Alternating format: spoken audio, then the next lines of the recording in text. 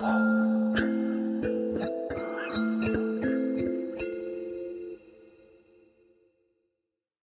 of Memory is an initiative of Warsaw Uprising Museum.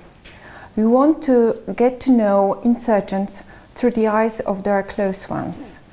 We want to know how they were in everyday life, what was important for them, and to what extent Warsaw Uprising shaped their life. Our guests today are two sisters, Basia and Danka Nowak. Welcome. Thank you. What was your first thought? What is your first memory when thinking about your dad? What was he like? Well, my dad overall was a very introvert, in fact, and he was very quiet in company of other people. Also with us, he didn't talk too much about the past.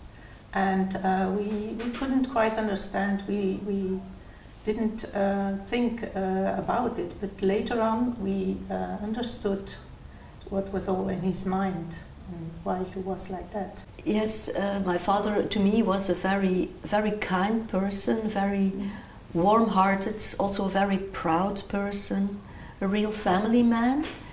And although I was the youngest of 5 children with quite a lot of age difference between us, I had a very strong emotional connection with my father because I am a lot like him.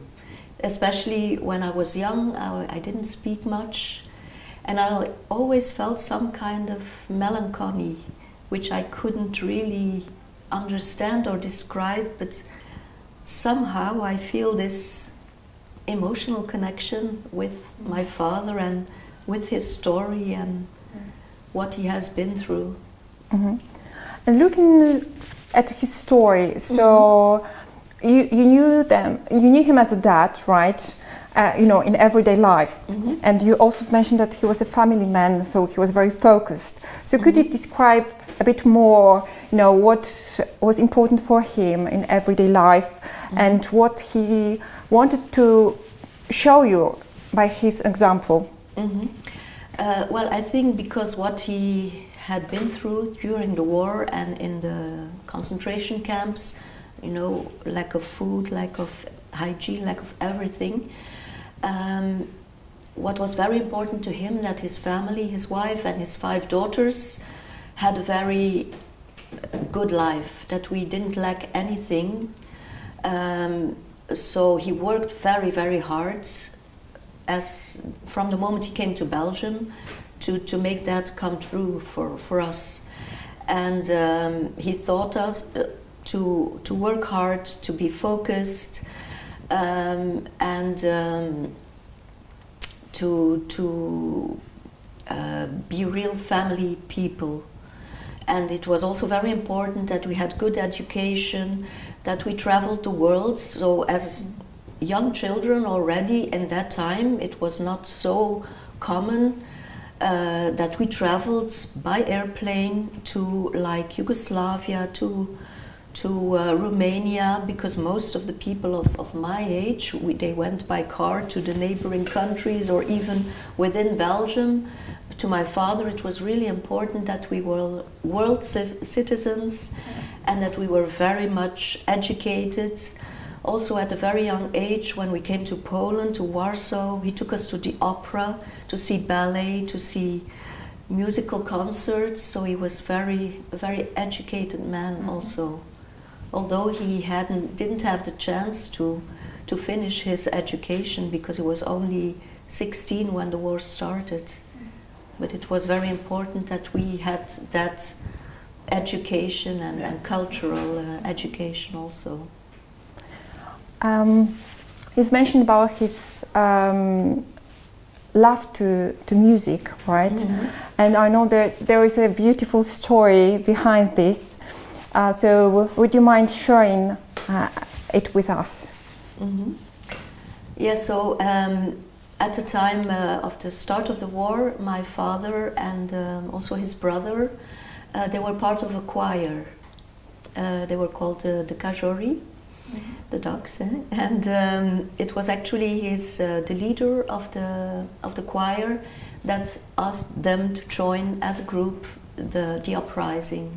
And my father was a baritone, and he also played the violin. And so they joined together. Unfortunately, I think he described in his diary that about 1/10 of his group actually survived.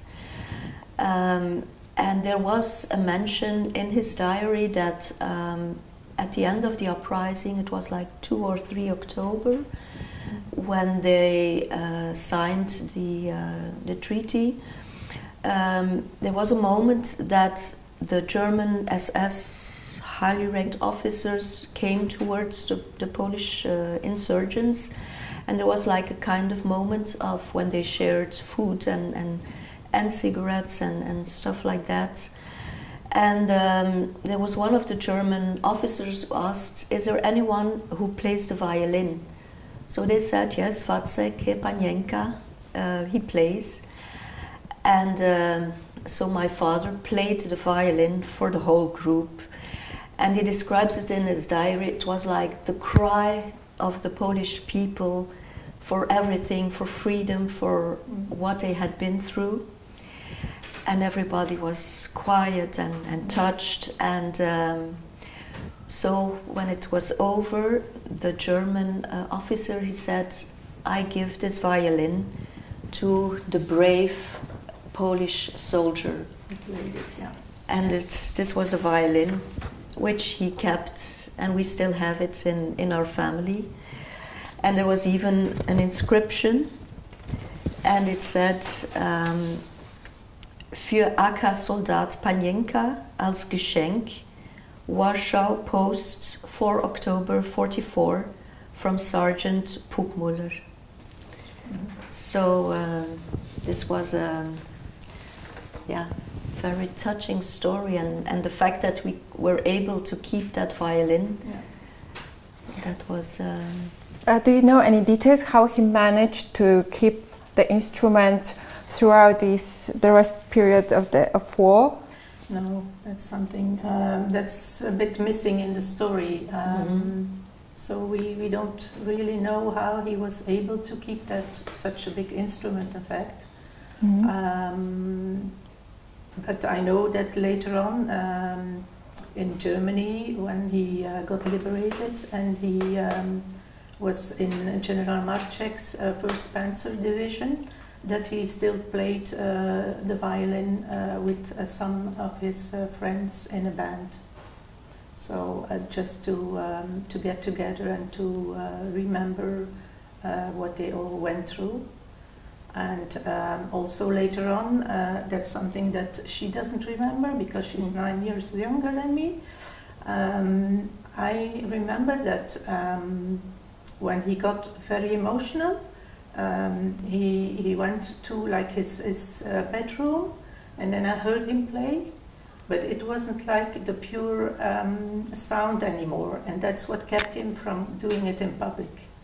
So he held to his instrument, but he was a bit disappointed to do it for other people, because his hearing was not the same anymore because of all the grenades and everything he had close by during the uprising. So there was an incident during the uprising? Yes, actually he described that at a certain time they were doing a fight, and there were his brother and 2 of his friends, and one of them had a grenade in his hand, and he took out a pin, and he accidentally dropped it, of course too soon, that friend, and he dropped himself on the grenade to save my father, his brother, and the friends. So he saved all his friends, got killed himself, and my father had ear loss, ear damage, permanent ear damage.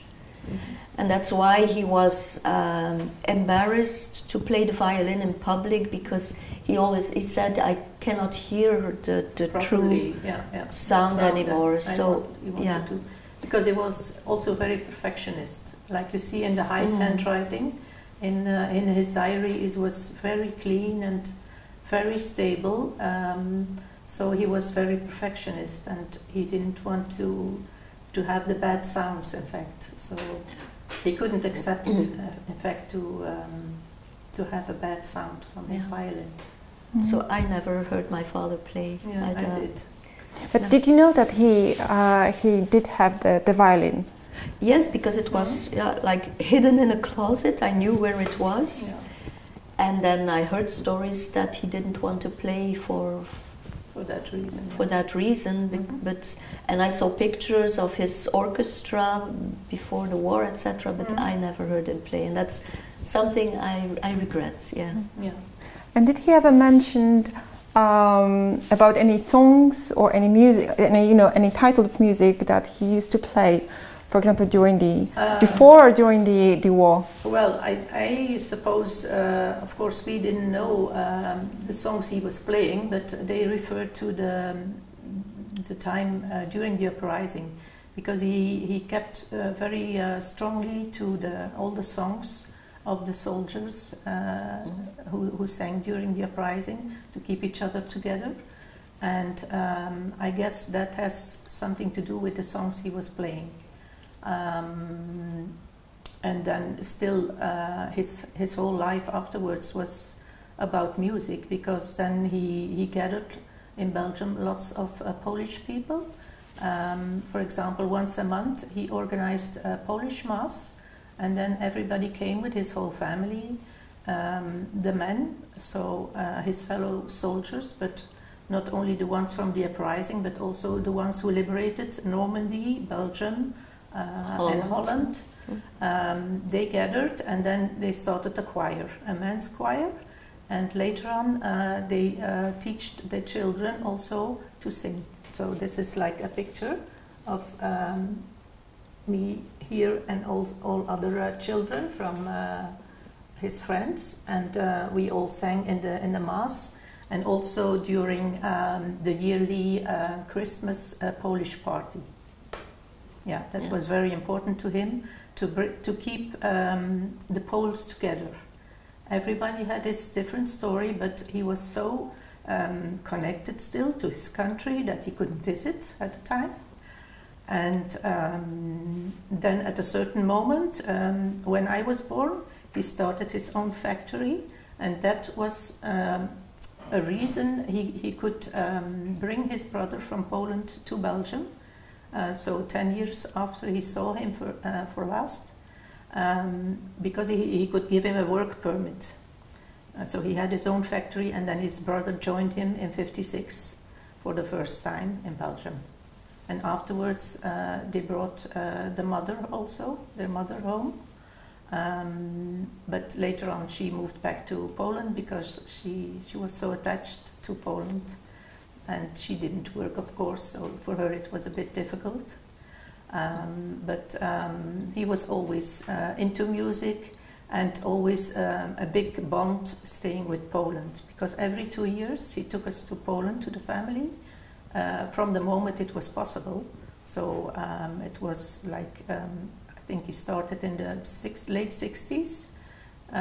We went to Poland, and then we visited the family around Warsaw and in the south, Żywiec, Zakopane. That was very important to him as well, to get, for us as children, to get to know the family there. Yeah. The music I remember most is the gypsy music, Tsigan, and like Oczy Czarne, that, and also Mazowsze.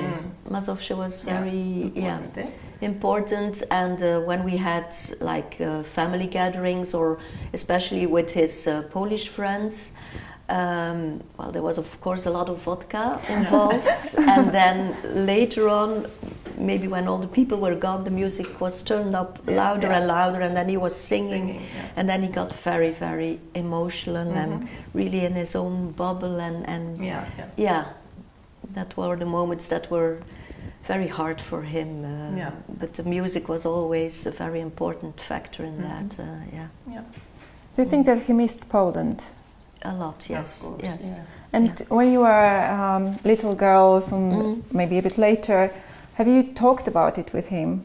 You know, asking about this, Sometimes, these are these special discussions, sometimes when people open up about something. So do you have any memories of such conversation? No, in fact my father was, like I said, a very introvert, and he didn't interact with us that much. Certainly in the beginning of his work with his own business, he was very occupied from the morning till late in the evening. So actually we didn't have much time to spend time for conversations, and so he was always very busy, as well as my mom, who was involved in the factory as well. So no, not really, but the fact that he really said we need to go every 2 years to Poland is a proof that he really kept a warm heart towards his fatherland. Yes, and you could also see the bond with his brother was very close. Yeah. So his brother was everything to him, and also his Polish friends. When they came together, you could see my father come to life. Then he was talking and singing, and that was really the moments that he felt like, yes, this is my bond with Poland. And then he became like a different person, more social and yes, that were his moments. Today you have with you the excerpt from the journal. About his involvement with this Polish society, right? About these memories. So maybe let's show it when discussing this area, because you even gave the interview to the press, right? To the magazine. Yes, indeed. He gave an interview to a local newspaper. Showing a picture of he and his fellow soldiers during Armii Krajowa, and then he described that it's very important for him to commemorate every year, especially 1st of August was very important to him, and then he came together with his brother first of all, and then also with other friends to commemorate and finally celebrate that they survived this horror. And have you ever discussed with your dad his past during the war? No, because we knew he didn't want to talk about the past, and we also didn't want him to be too depressed when pushing him to tell the story. So we left it as it was, and finally we were lucky to find the diary where we got the whole explanation about the 63 days of the uprising. How he has felt everything, and he's described several details, and how he lost lots of his comrades. So that was really a treasure for us to find that diary and understand his past. Yes, actually he never wanted to talk about it, so we didn't know. And especially I, as the youngest, I had no idea of what he had been through, of his story. And I think because he was such a proud person, he didn't want us to know about the horrible circumstances he lived in, and all the people he saw dying around him. He also lost his little sister during the war. He was separated from his parents for so many years, maybe 10 years or so. So he didn't want us to know, because somehow he felt ashamed. Some things that are described in his diary are just too horrible. There was no food. In the end, there were only maybe a cat and a dog to eat. Or days without food, just a cigarette to fill your stomach, things like that. The disease in the concentration camp for lack of hygiene, and he didn't want us to know. No. He wanted us to save us from the horror, in fact. To know about that. Yeah. But after his death, you found his diary. Yes. And did you have a chance to read it? Well, in fact, so this is the diary we found with his very nice handwriting. In fact, it is my late sister who passed away 2 years ago, Teresa, who made it a project, a really personal project.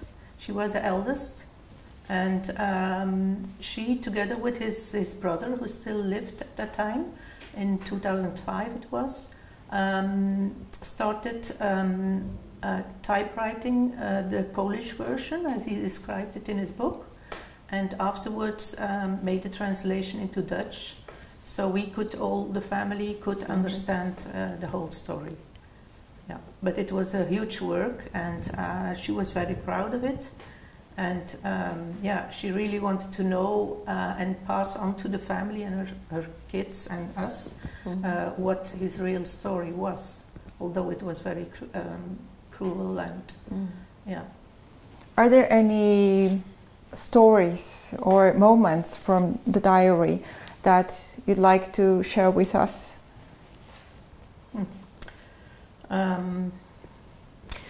Yes, maybe you can tell about there was a moment he described. So he was part of the Kajori group under the Kribar company, and one of his tasks, or their task, was to guard the Poniatowska bridge. Yeah. So the Germans used it to cross with jeeps, with army, with weapons, with food, supplies, everything. So it was a very crucial bridge. And so he had to prevent the Germans from crossing. And at a certain moment in the diary, he describes that he shot a jeep, and so the people driving the jeep, and that's when he got promoted to corporal. So it was a moment, like a moment of victory, celebration, because they were able to end the supplies of the Germans for a certain amount of time. So it was an important victory to them. And also personal. Although he was very reluctant to admit that he has shot somebody, because he was like, I'm a human, I'm not going to do that. And he also describes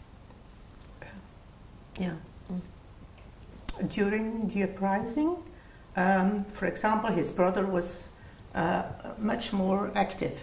He was 4 years younger, and at a certain moment they caught a group of Germans, and some people of his fellows, they started shooting at the Germans like an execution. And my father said, I don't recognize my fellow soldiers, what are they doing? He couldn't shoot anybody. And his brother, he was like very active, come on, you know what they did to all our fellow soldiers, let's go and get them. And then he had to grab him because he would run into the fire to just get those Germans, you know. And my father was like, no, I'm a human being, I don't want to shoot those, they are people as well. So it were actually SS, very SS, Wehrmacht, the very top level, and it was towards the end of the uprising, and there were about, I think, he describes more than 100 of them, which were, their responsibility at that time, but they said, we cannot just let them go. So they were all put against the wall and executed. But my father, he couldn't. He was because not all of them had guns. My father had one, but he didn't want to shoot. And his brother He shouted at him. He wanted to take, and he said, I'm ashamed of you, Yeah. that you are my brother and you don't shoot. My father said, no, I cannot. No. And so my uncle, he ran and he started, even the wounded, he started to kick them. kick them, and my father was shout terrible. He was words. in shock. He could not. No. Yeah, it was too horrible for him. Because he was a very kind-hearted person. He didn't want to do such things. It was different when you had a command. You had to, like, guard the bridge and shoot at the distance of a kilometer, but just to go in front of someone, and he could not. Yeah, No. even not during those circumstances. Yeah, it was either the Germans or them, so, but still he was like, no, I cannot. Yeah. But his brother was like, come on, let's go and get them. Yeah. So is it the brother who came later to Belgium? And do you think that they had any conversation about the past between them? Yes, on the 1st of August, when they commemorated, it was a lot of Polish talks, and we couldn't follow. Sometimes we picked up some words, but we couldn't follow the whole conversation. And we noticed it was very emotional for them. So we left them with a bottle of vodka, and it was good for them to share their memories and to finally celebrate that they survived. Yeah. Apart from the horrible stories from the war, there is also this joyful part which started, at the end. Yeah. So could you share and tell us about this beautiful story between your dad and mom?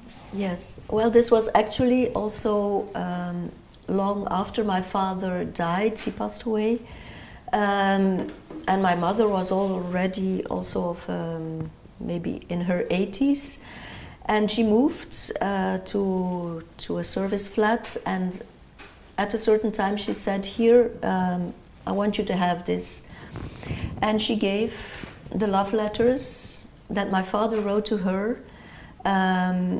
during demobilization. So I have from the first letter, the first time they met, until they could finally, almost 1.5 years later, my father could join my mother in Belgium. So how did they meet? Yes, well, so my father, he was prisoner of war in Germany, in the work camps, and he was liberated by the Americans. And the Americans brought them to the British army. So he served during the demobilization of Germany. He was stationed in Linden in Germany. Yes, and he had there he met another Polish friend, and there was a weekend off, and so he joined his friend to Belgium on just a weekend off in Sint-Niklaas, where we were born. Yeah. And they were staying at families who hosted the Polish soldiers, and it was my mom's family. Yeah. So they met, and it was like love at first sight. Yeah. They only met like one weekend. Yeah. And this is actually the first letter after their meeting, and my father immediately says, "You're the love of my life, and if it's okay for you, let us start writing." And I think in his second or third letter he said, "I want to marry you, and we will have 5 children." And then actually the letters describe the long, hard period of trying to get a permit to come to Belgium. Yeah. And it was actually my Belgian grandmother who had a factory of clothing, and she was able to get a work permit for my father to come to work at her factory, and that's how he could he managed to come to Belgium and marry my mom. Yeah. And what was her reaction? Because it seems like a bit crazy, right? Meeting a guy from a foreign country, and then after a few days, just I love you. So, what was her? Actually, at a certain moment in '47, they had to decide, the soldiers, when the first Polish Panzer Division was finished, because the work was done. They had to choose either go back to Poland, but then they were seen as traitors, and they could also choose to stay there, but then they had to have something like a work permit or a family that took them in, just to be safe and to prove that they had a life there. And that's why they decided actually to marry very quickly in December '47. And then he was sure he could stay in Belgium, because his friend who took him to St. Niklaas was actually, he liberated, amongst others, St. Niklaas, and he was in that family before my father came there, and he married my mom's sister. So in fact, they have a family of 2 Poles with 2 sisters, but they later moved to California. But it was like, now you have to choose where you go, either to the east or to the west. And that made everything go very fast, like a marriage and decisions to be taken. But during the period of 1.5 years from the meeting to the actual moment that my father could come to Belgium, I think they saw each other like only maybe 3 or 4 times, because it was very hard to get permission to leave. Some days off. So it was really the letters that kept their romance alive. And there were moments that my father was in despair, that he thought, because bureaucracy was so difficult, and my grandmother actually did a lot to be able to get a work permit, because you had to go to Brussels, and then with the documents it was not very easy, and there were moments that my father really thought this will despair, it will never come true. But somehow their connection was strong enough to last, and to for my mom to wait for him. So romantic. Very, yes. And how many such letters do you have? How many are left? I have them all, really. But just to give us the idea how many of they were all numbered. You see this number and the date. I think there were about maybe 40 or something. Yeah, because I was astonished. Like, the first letter was written on 15 May 46, and because I only have the letters from my father to my mother, not vice versa. I don't know what's happened to them. But the second letter is already on the 22nd. So in a week, my mother had responded already, and my father was able to write back. So somehow the mail went very quick, between Germany and Belgium. So, but there were about, I think, 40 letters or so. Basia, you've mentioned that you're very like your dad. So, are there any, I don't know, customs, behaviors, or anything saying that you have similar to your dad, or something that you caught from him? Well, I have my father's looks, especially. I don't know if this was him as a young man, but I had the same green eyes as my dad, and his smile, especially. And like, we were always together. As a child, I was always by his side when we went to Poland. I went fishing with him.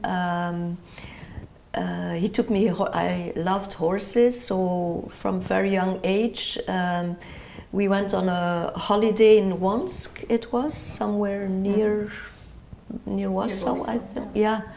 And there was a manege next to the residence where we stayed, so I could go horse riding every day.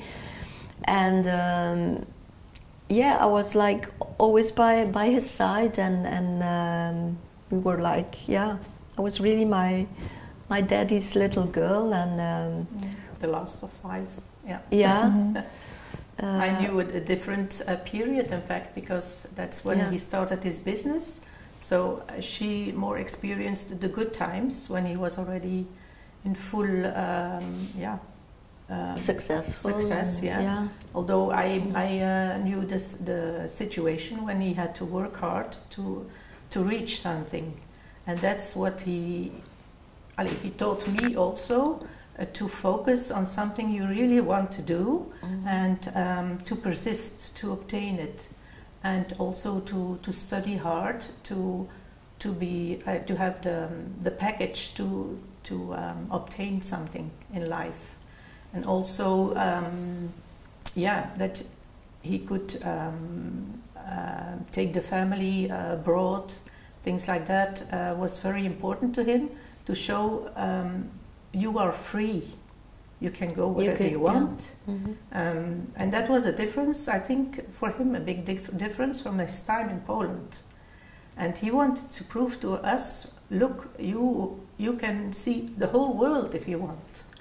Yeah, starting with nothing, as he did, and you can become whatever you want to. If you work hard for it. Yeah. And it was, like I said, he was a real family man, and he loved to surprise my mom and us. And as a young child, well, he had a very successful business. Yeah. He took me, like on special occasions to the jewelry, and bought my mom very, wearing it. Part of it, very expensive, nice jewelry, and he always took me to choose and really nice coats in fur, and it was very important to him to my mom was his princess, and also his daughters, and but also to say that the connection we had. I remember when I was 18, I was the only one still living at home, and I had my first broken hearts. My boyfriend, he just broke up with me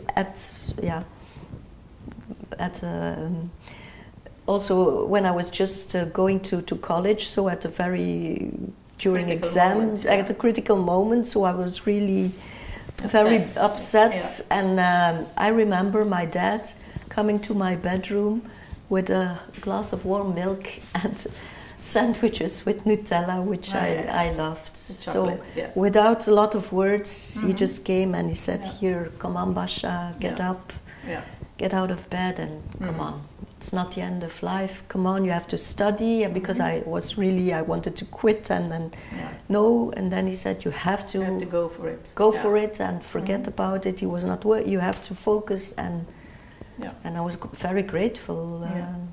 Then I have almost the same experience. So when we were studying for our exams, so we woke up at 5 in the morning to study, and then till late in the evening.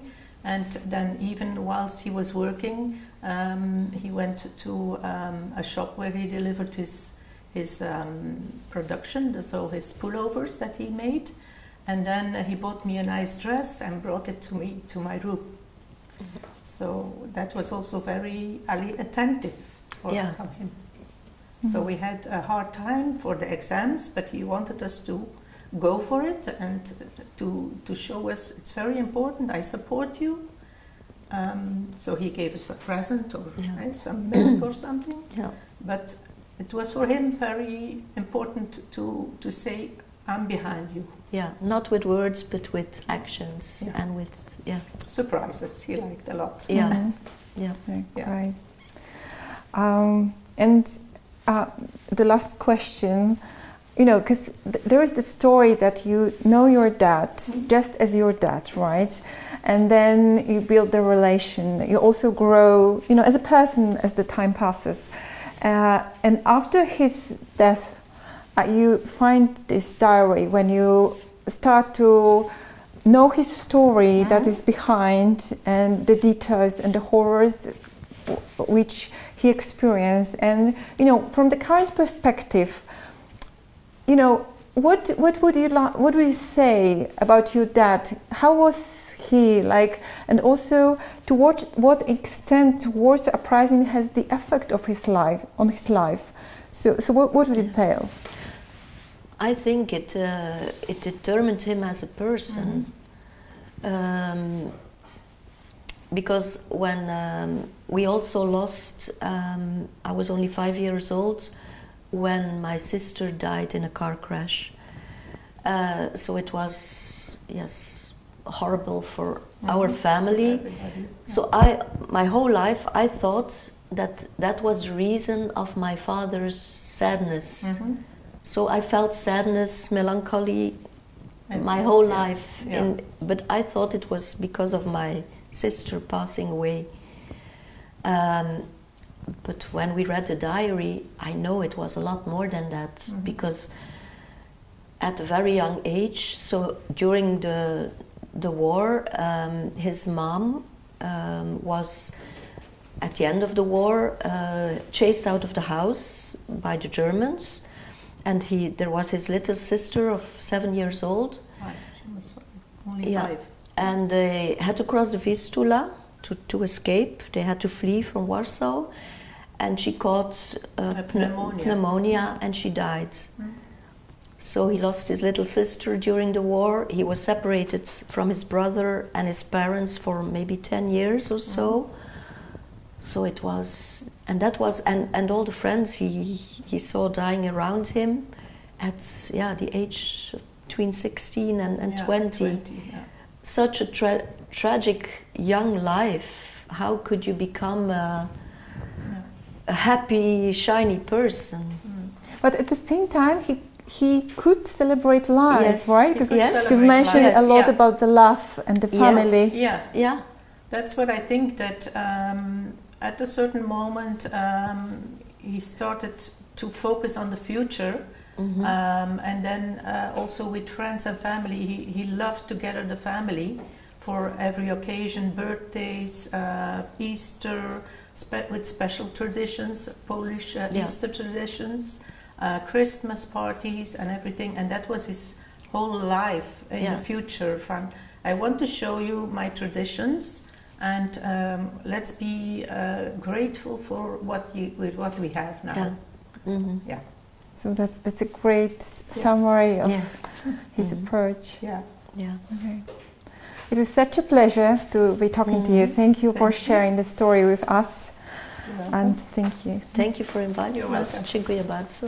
Dziękuję. I na zdrowie.